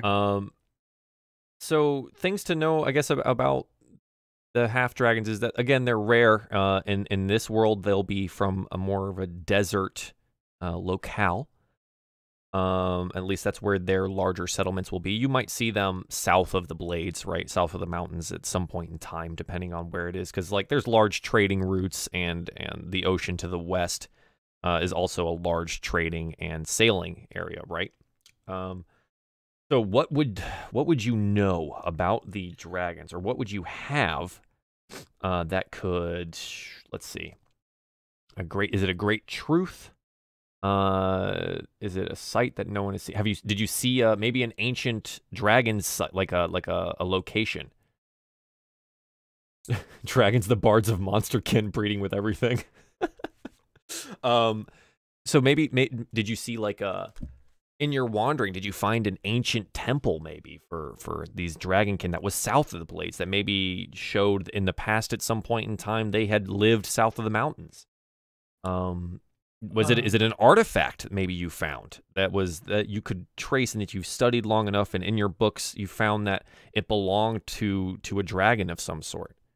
I like that. Okay. And maybe it's like that's why I'm searching for them.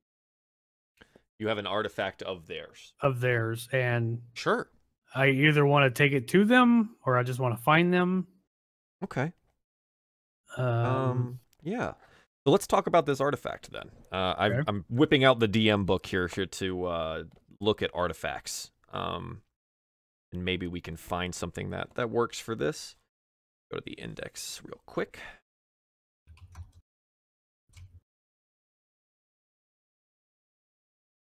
Armor artifacts. 219. So there's a bunch of, like, standard artifacts and stuff like that, but we can create one, which is really cool. And it gives you a whole bunch of, like, standardized things that we can do, and maybe I'll decide what it does in the background. Unless you think you've studied this thing long enough to know what it is, who it belongs to, and how you would have found out. As part of your discovery feature, I believe that you would know. You would know maybe who this belonged to thousands of years ago. And so maybe you're trying to time to wing some items. So maybe you know who this belonged to 1,000 years ago, and you're trying to get it back to either that family, or since it's a dragon, that dragon could still be alive. Yeah. So however you think where do you think you found this artifact? We'll say like a temple, like you mentioned. Okay. Like would it have been a human temple that happened to worship dragons, because that exists?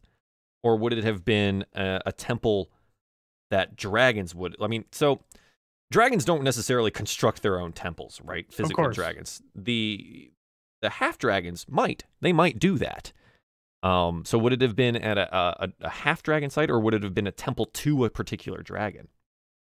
A half-dragon site, I think.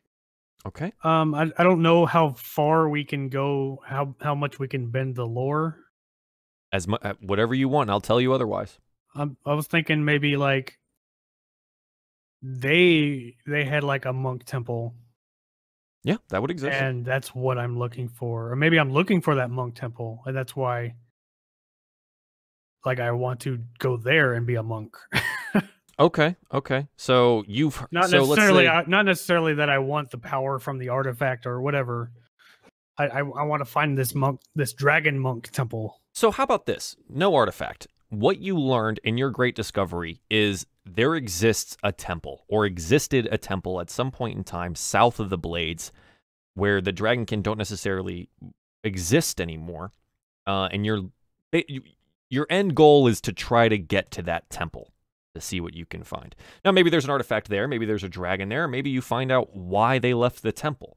But I think in this case, I think your discovery is in your studies at the monastery.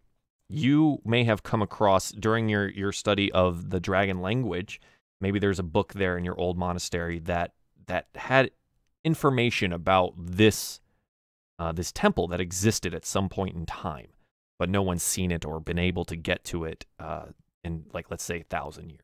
Sure. Okay. So I'm going to make a bunch of notes here. So we may have an artifact later. Not right now. Yes. So I was going to say, it's like, if we start playing with artifacts right now, you might be overpowered as shit. So, and additionally, it could also kill you. So I don't necessarily know if we want to do that at level 1. Sure. So in your studies, let's say you know the rough location of an ancient. Hey, how you doing? Yeah, we can do that. Of an ancient monk temple, and you want to get there. Now, the details of all of those things, we will decide as the game plays out. Sure. Now, this is something that you can put under, let's say you go to, you see where it says martial art? Well, actually, how about this?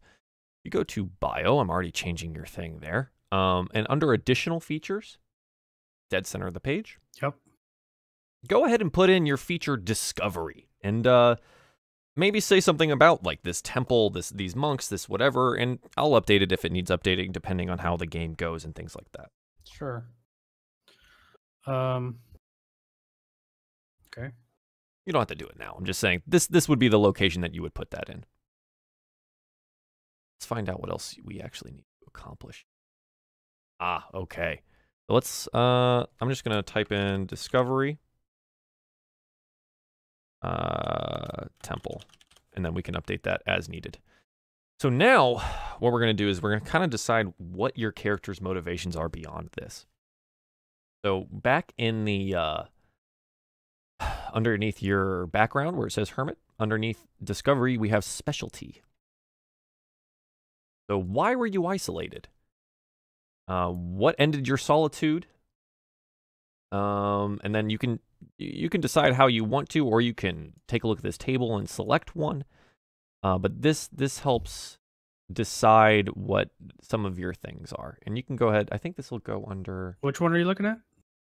So, and under your background, hermit. Yeah. Where it says discovery, and then go further down. Uh-huh. Where it says specialty. Okay, specialty. What I'm looking at. Yep. What was the reason for your isolation, and what changed to allow you to end your solitude? So reason for, well, that's the thing though. Since it's not a wanderer background. Well, you chose the isolation, correct? Well, that's because I wanted a wanderer, but that was the closest thing I could find. I mean, okay. It was more of a wanderer and not a hermit. So I don't know.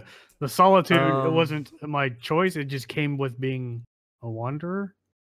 Look at number 8 there. Number 8 under specialty. Yeah. Yeah. I mean, that's pretty much it. There it is.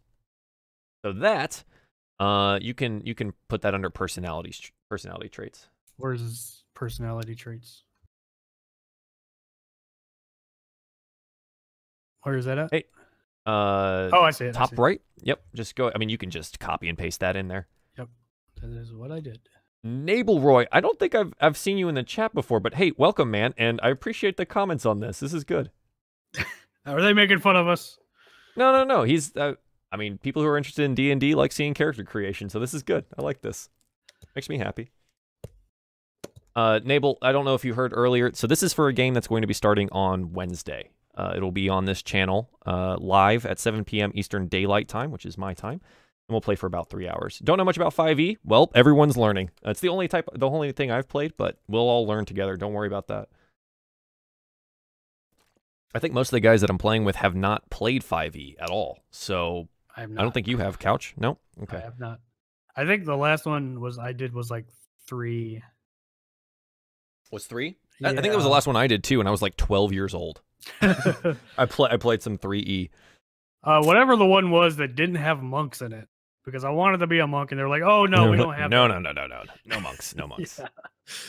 Okay, so we've kind of decided you're a pilgrim. We got that. So at least in underneath the hermit, we also get some kind of wandering stuff in here as well, which is nice. Sure. So now we come down to the actual like personality traits, ideals, bonds, and flaws. This really helps you decide how you play your character. None of these are things that you have to use. I mean, you can roll on the table and see what your traits are. You can roll to see what your ideals are and things like that. You don't have to though. But they're nice to like take a look at and see how do you interact? Like, how do you face the world? So we'll go down through personality traits here. Some hermits are well suited to a life of seclusion, where otherwise some long for company. Whether they embrace solitude or long to escape it, the solitary life shapes their attitudes and ideals. A few are driven slightly mad by their years apart from society. So under these personality traits, you have a lot of options. You've been isolated so long you rarely speak. You're utterly serene in the face of disaster. You're the leader of your community, has something wise to say on every topic, and you're eager to share the wisdom of that former leader. Tremendous empathy, oblivious to etiquette and social expectations. Commander Cordus Adrian. Thanks, man. Appreciate the sub. Or following. Wow, that's on Twitch? Holy shit. Adrian. Thanks for following, dude. Yeah. He's from me. Oh, Nabel, you're on Twitch too. Dude, I never get Twitch viewers. This is great. Awesome. All right. So I got interrupted. I already see one that I like. Oh, you're the moderator. Cool, man. Okay, you do? All right, excellent. Yeah. So go ahead and copy and paste that bad boy in. Sure. And that goes into personality traits. I see you back there. Yeah, it goes to the personality traits. What was that, babe? Yeah, that's fine. No, that's not fine. It's not fine. It's not fine. CB says it's not fine. It says, I mean, the man has spoken. Not fine anymore. You have no power here. All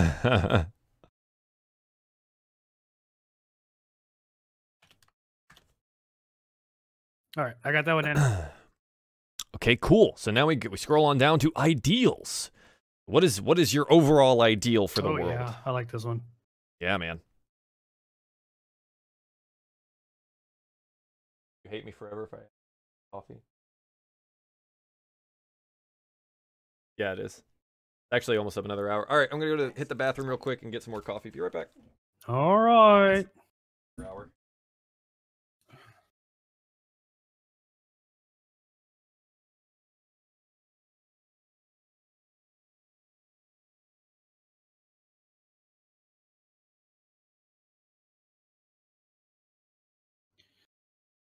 Oh, these are fun. I like reading these and finding one that fits how I think my guy is.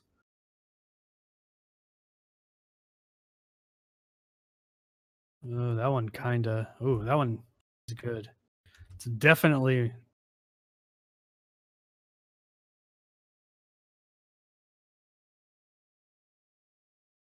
Yeah, that was Bonds. Oh, I put that one in the wrong one. Dang it. Dang it, guys. You messed me up.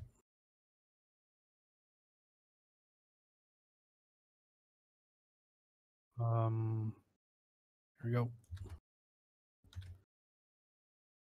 Boom.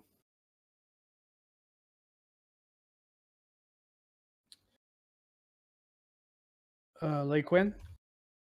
It is me, runaway robot.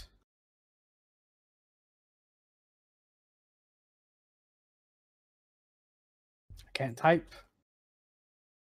Latana, Rel, and bonus stage Rob.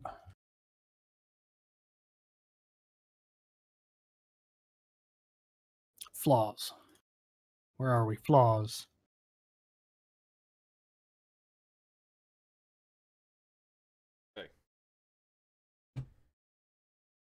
Oh, curious to which extent stuff can be refluffed in 5e. You can be 5e, refluffed. I feel like is more free, to be honest. I think it has way more options to customize as you see fit. To me, fluff and crunch, as I see fluff, is like your storytelling, right? Like your options for characters, story background, world story background, etc. Whereas crunch are like the hard numbers. So let me know if I'm misunderstanding you. All right, I think I got my my. Oh, you got them all in there. Yeah.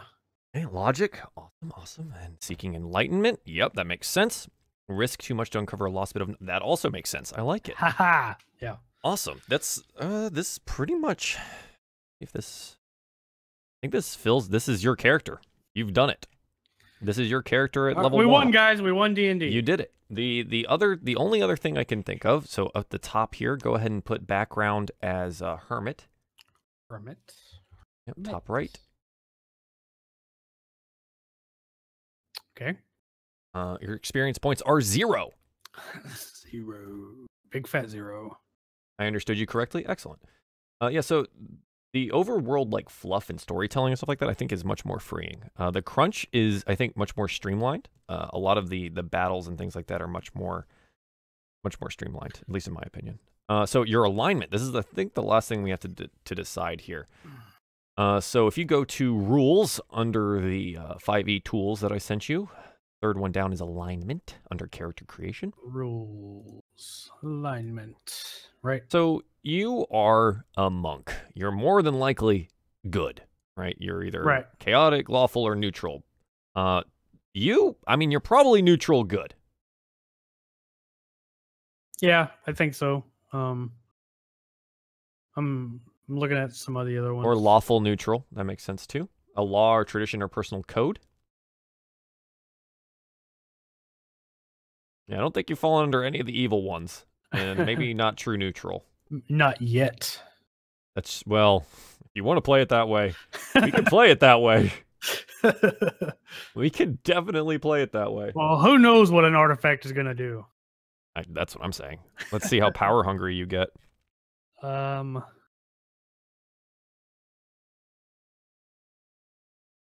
Adrian is telling me he's a traitor. He's a traitor? Yeah. Now he's Bum Nation and Robot Nation. Oh. Excellent. Welcome. Well, lawful neutral, it kind of makes sense. However, I don't really act in accordance with tradition. Otherwise, I wouldn't have left the monastery. Personal code. True. Still fits. You have your own personal code. It's why you left.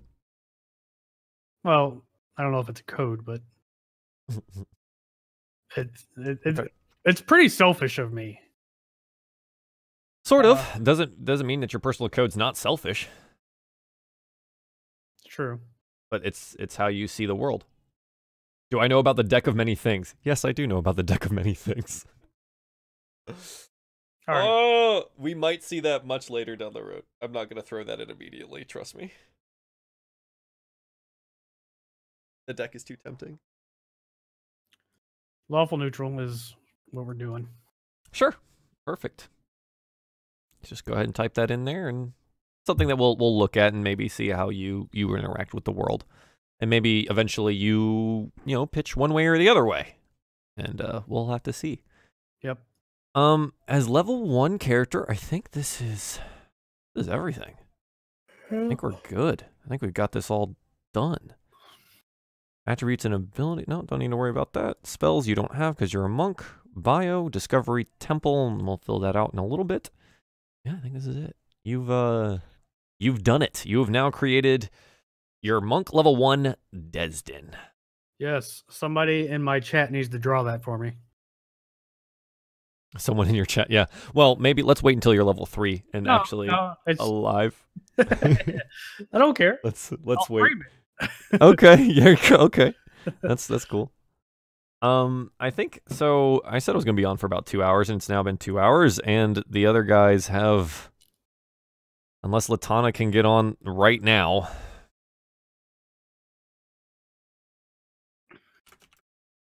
I think this is about what we're gonna get for today. We will go through combat and stuff like that during our first session, because it's relatively easy to do once you can see everything on the map and we have stuff assigned. So you have a slight homework, CB. What I want you to do is basically you just go to Google and type in monk token roll 20. Monk token roll 20. And then you're going to go to images of this monk token roll 20 and try to find one that doesn't have a whole bunch of watermarks over it. And one that maybe fits a little bit with what you think your guy looks like, or something that you can live with for now until we find you another one. Sure. So just that kind of thing. Or just look up monk token and things like that. Because there's a whole bunch of things in here that don't make sense, and there's just tokens and whatever. So that's your homework, I suppose. And other than that, I think we're done. Because no one else can get on. So maybe I'll be on later depending on how this pans out. But right now I'm going to take a break and go to the gym. So thanks for being on, CB. Hopefully you enjoyed creating your guy. I did. It was fun.